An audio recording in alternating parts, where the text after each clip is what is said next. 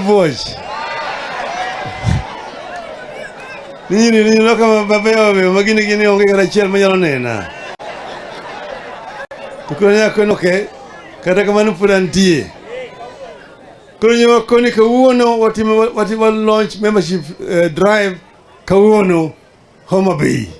Tuachake karigi gogi Suba North. O kamano. Mana me kamano ke kawuono.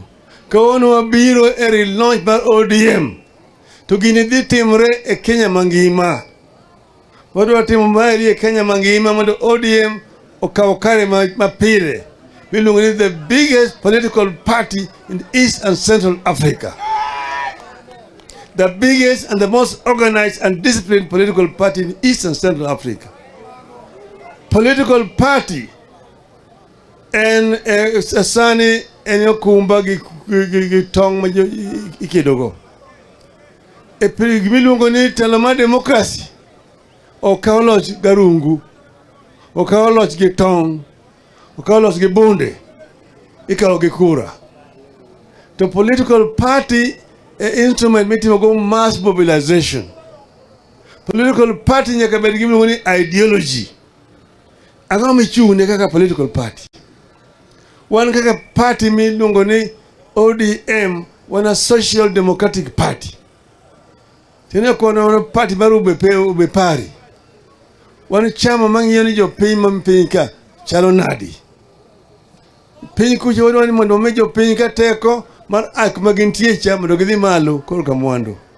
Iluongo ni upward social mobility. To ben ngat modhier maonge gi yuto ahinya okowe mondo chandre.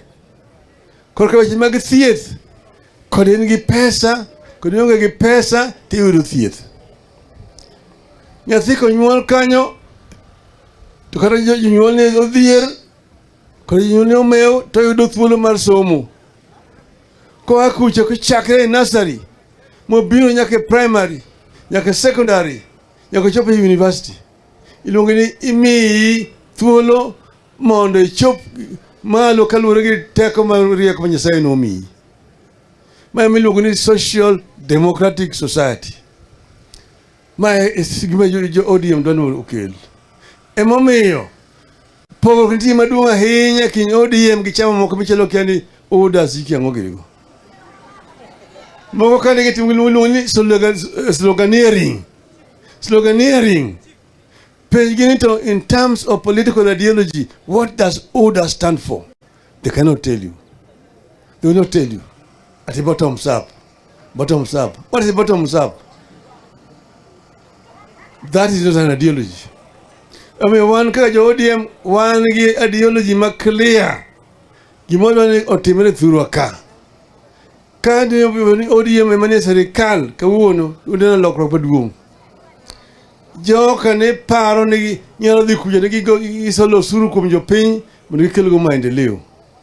Osuru kende ok nyal kelo maendeleo.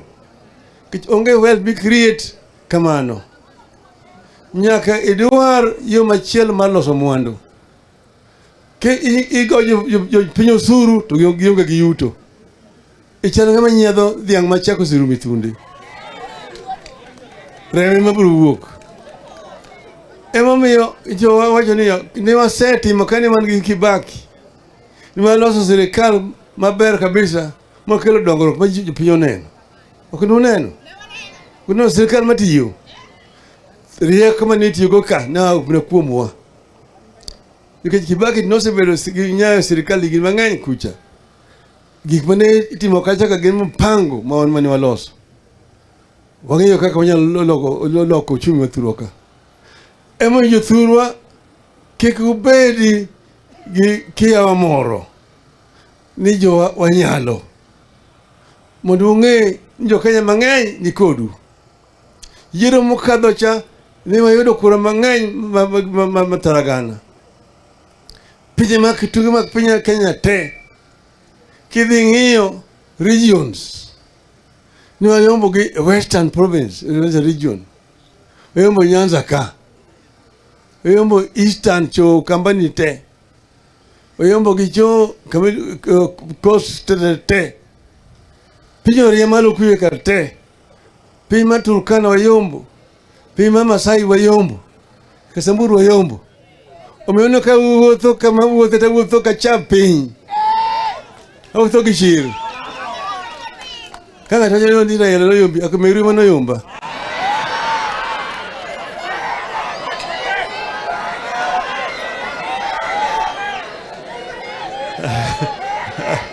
Alors